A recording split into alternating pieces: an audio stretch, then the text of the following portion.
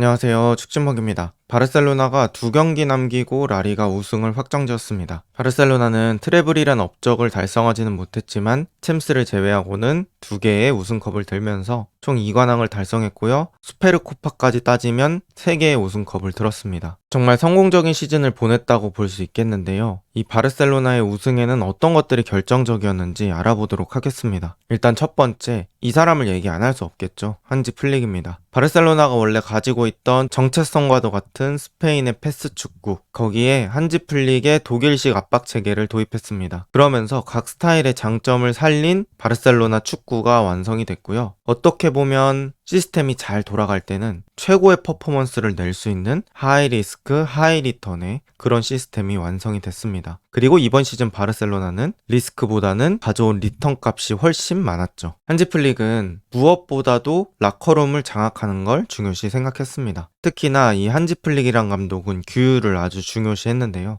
여러 가지 성향 중에서 가장 유명한 건 한지 플릭이 지각을 혐오한다고 알려져 있습니다. 그래서 팀 미팅이라든지 사전 훈련 뭐 이런 것들 할 때 지각을 하게 되면 그 다음 경기 선발에서 제외시키는 그런 방법들을 사용하는데요. 쿤데가 주로 지각을 자주 하는 편이라서 그렇게 해서 선발 제외된 적이 몇 번 있었고요. 이냐키 페냐 역시 전반기에는 테어슈테겐의 공백을 채우다가 올해 연초에 지각하고 나서 슈체스니에게 그 장갑이 돌아갔고 슈체스니가 기회를 받았을 때 엄청난 퍼포먼스를 보여주면서 슈체스니가 주전을 차지한 것으로 알려져 있습니다. 또 쿤데는 너무 많이 뛰어서 일부러 지각한다는 그런 우스갯소리가 있을 정도로 이 한지 플릭은 지각에는 예외가 없는 모습을 보여줬는데요. 어쨌든 이런 기본적인 것들 하나하나부터 잡아갔고요. 또 경기장에 입장할 때는 일단 같은 복장으로 입장하는 걸 강조했습니다. 뭐 팀 유니폼이라든지 팀 트레이닝복, 팀 저지 이런 것들을 말하는 거겠죠? 그리고 이제 나갈 때는 자유복으로 나가도 상관없는데 경기에 임하기 이전 자세는 다 동일한 모습을 요구했고요. 홈 경기 이전에는 항상 같은 호텔로 모여서 그 다음날 같이 경기장에 가는 걸로 그렇게 규칙을 정했다고 합니다. 한지 플릭은 개인보다는 팀적인 걸 강조했고요. 팀의 정신, 팀의 에너지가 한 곳으로 모일 수 있게 그렇게 했던 것 같습니다. 전술적 특성은 바르셀로나의 경기를 보신 분들은 명확히 아실 거예요. 가장 특징적인 것 첫 번째, 높은 오프사이드 라인입니다. 그러니까 지금 그림 장면처럼 높은 오프사이드 라인을 형성해 놓고 내려가서 직접 몸을 부딪히면서 수비하는 게 아니고 오프사이드로 수비를 합니다. 사실 다른 팀이 몰라서 이걸 안 하는 건 아닐 거예요. 뚫렸을 때 한 번에 거의 1대1급의 찬스를 제공하기 때문에 리스크가 너무 크고, 그리고 또 4명의 수비수가 일자를 잘 맞춰야 되기 때문에 난이도가 높은 수비 전술이죠. 그래서 잘 사용하지 않은 팀이 많은데 바르셀로나는 이 시스템을 시즌 내내 도입했습니다. 또 이렇게 해서 상대가 사용할 수 있는 공간을 줄여 놓으면 거기서 전방 압박 가하고요. 그리고 또 공격이 끝나고 쉬지 않고 바로 역압박을 가면서 그 자리에서 공을 탈취합니다. 결국 이렇게 말씀드린 특징들이 무엇을 원하는 걸까요? 바로 바르셀로나가 공을 가져오기 위한 방법입니다. 상대에게 공간 제한하고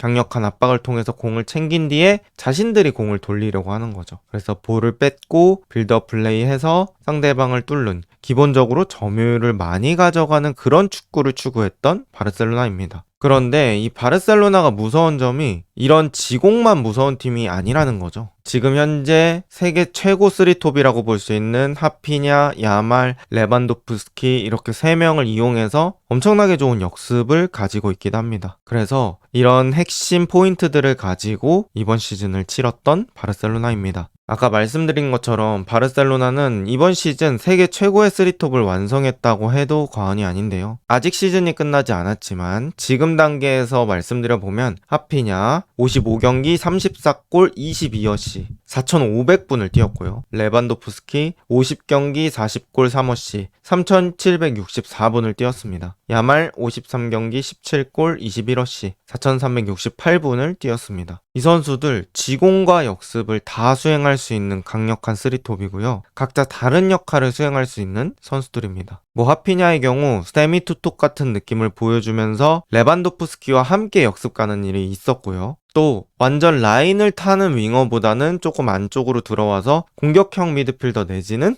왼쪽의 피니셔 같은 역할을 많이 해줬습니다. 그리고 라민 야말, 이번 시즌 축구력으로 따졌을 때는 거의 최고 아니냐 이런 얘기가 나오고 있고요. 측면에 선수들 끌어당겨 놓고 두세 명 제치는 말 그대로 크랙 같은 모습을 보여줬던 선수입니다. 그리고 레반도프스키, 사실 레반도프스키가 스트라이커지만 또 골 말고 여러 가지 역할들을 해줬어요. 중원에서 피지컬 싸움하는 것도 해주고, 또 밀집 수비 사이에서 간단한 연계도 해주고, 또 전술적으로 센터백을 바깥으로 끌어내서 그 공간을 하피냐가 써먹을 수 있게끔 만들어주기도 했습니다. 이렇게 각자가 다른 역할을 수행하면서 조합적으로 되게 이상적인 모습을 보여줬습니다. 그리고 미드필더, 중원 얘기 안 할 수 없겠죠. 일단 이번 시즌 바르셀로나 중원의 핵심은 역시나 페드리입니다. 앞으로 찌르는 그런 전진 패스들이 다 의미가 있습니다. 또 바르셀로나 미드필더 중에 가장 기복이 적은 모습을 보여주면서 경기적으로 잘 버텨줬고요. 다니 올모는 큰 경기마다 중요 득점을 터뜨려 줬습니다. 특히나 리그에서 바르셀로나 상대로 템백 수비라는 팀들이 많았는데, 그럴 때마다 가끔씩 박스 타격 능력을 보여주면서 귀중한 승점 3점을 챙기는데 큰 도움을 줬죠. 그리고 카사도, 베르날 이런 선수들도 어느 정도 시즌 초반에 기여치가 있습니다. 베르날은 많이 뛰진 못했지만 그래도 초반에 큰 도움이 됐었고요. 카사도는 전반기에 도용이 부상 복귀했을 때 그때 그 앞 시간들을 채워주는 역할을 했습니다. 그리고 더용이 돌아오면서 바르셀로나는 완전체가 되었죠. 또 가비, 페르민 로페스, 에릭 가르시아 이런 선수들이 또 서브 역할을 톡톡히 해주면서 중원에서는 아주 좋은 뎁스를 보여줬던 것 같습니다. 그 다음은 수비진 얘기인데요. 빌드업 능력과 오프사이드 트랩을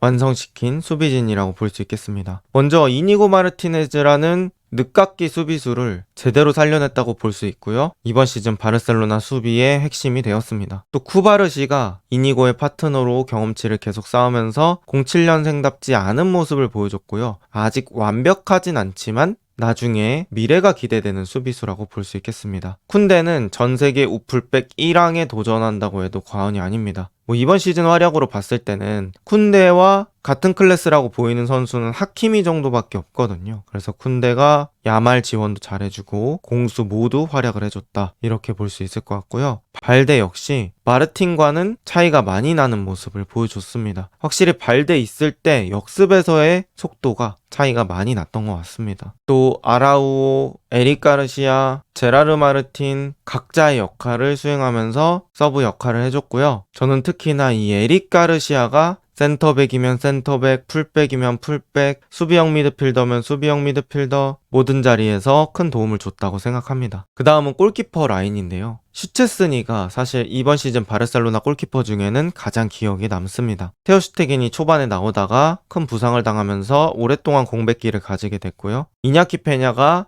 전반기에 그 자리를 채우게 되었습니다. 그리고 이전에 불안했던 모습들이 있었지만 이전 시즌들보다는 괜찮은 모습을 보여줬고요. 후반기에는 슈체스니가 화려한 복귀를 성공하면서 한지 플릭 감독이 테어 슈테겐이 복귀하더라도 슈체스니를 마지막까지 사용하는 그런 판단력을 보여줬습니다. 슈체스니가 너무 잘해주고 있기 때문에 굳이 변화를 줄 필요를 못 느꼈던 거죠. 그리고 올 시즌은 큰 실수 없이 기복 없이 매 경기 좋은 활약을 보여줬다고 볼 수 있겠습니다. 특히나 챔피언스리그 벤피카전은 슈체스니의 동무대라고 해도 과언이 아니겠죠. 그리고 제가 바르셀로나 이번 시즌 리그 우승하는데 중요했던 순간을 한 3순간 정도 뽑아봤어요. 작년 10월 말 정도인데요. 그때 챔피언스리그 바이에른 뮌헨 상대로 4대1 대승을 거뒀고 바로 리그에서 엘클라시코 4대0 대승을 거뒀습니다. 그 다음에 에스파뇰과의 카탈루냐 더비 3대1 승리를 거뒀습니다. 바르셀로나 입장에서는 어려운 3연전이었고요. 이 3연전에서 모두 승리를 따내면서 연승 흐름을 계속 이어갈 수 있었습니다. 특히나 다른 것도 아니고 엘클라시코를 4대0으로 이긴 거, 게다가 음바페가 합류했던 레알 마드리드이기 때문에 더더욱 충격적이었고요. 전반기 최고의 임팩트를 받고 제대로 된 부스터를 얻을 수 있었습니다. 바르셀로나 중요했던 순간 두 번째, 아틀레티코 마드리드와의 4대2 원정 경기라고 생각을 하는데요. 이 경기 바르셀로나가 그렇게 쉽게 풀어가진 못했어요. 게다가 초반에 2대0으로 끌려가고 있어서 바르셀로나 우승에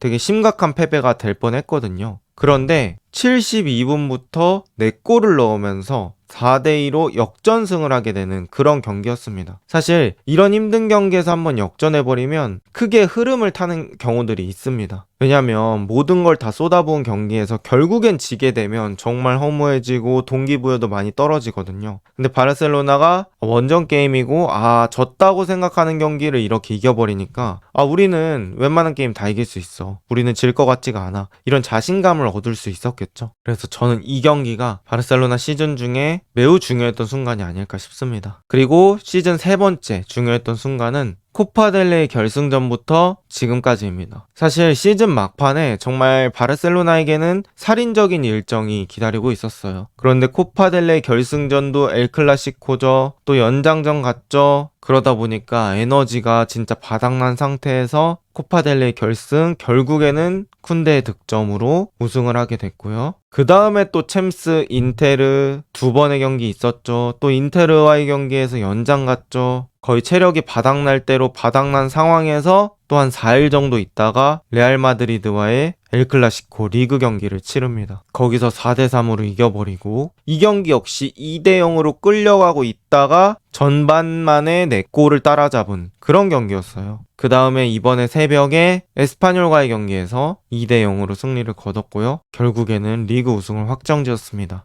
지금 이렇게 중요한 순간을 다 되돌아보면 우승하는 팀은 괜히 우승하는 게 아니에요. 일정이 정말 빡센데 항상 그 순간마다 넘어가지 않았기 때문에 버티고 버텨서 결국엔 우승까지 오게 된 거거든요. 그래서 바르셀로나 충분히 우승할 자격이 있는 팀이다. 이렇게 얘기를 하고 싶습니다. 그리고 마지막은 이걸 좀 말씀드려야 될 것 같아요. 라민 야말이 이번 새벽에 터트린 골인데요. 유튜브에 영어로 바르셀로나 치면은 이 경기가 가장 먼저 나올 거거든요. 3분인가 4분짜리 하이라이트인데 꼭 보세요. 야말의 골이 말이 안 됩니다. 이번에 챔피언스 리그 데클란 라이스의 프리킥 2개 중에 두 번째 프리킥 기억나시나요? 아예 탑 코너로 꽂아버린 그런 프리킥이 있었는데 야말은 이걸 드리블하면서 성공시켰다. 요 느낌으로 보시면 될 것 같아요. 저기서 골키퍼가 미리 가 있지 않는 이상 절대 못 막는 골이고요. 또 야말이 0대0 상황에서 이런 득점 터트린 이후에 퇴장까지 유도를 했습니다. 마지막 경기에서 이 말도 안 되는 골을 07년생 17살짜리 선수가 터트렸습니다. 어쨌든 상당히 놀라운 골이었고요. 야말이 또 언제까지 성장할지 기대를 해보도록 하겠습니다. 바르셀로나 우승 축하드리고요. 이번 영상은 여기까지입니다. 좋은 하루 보내세요.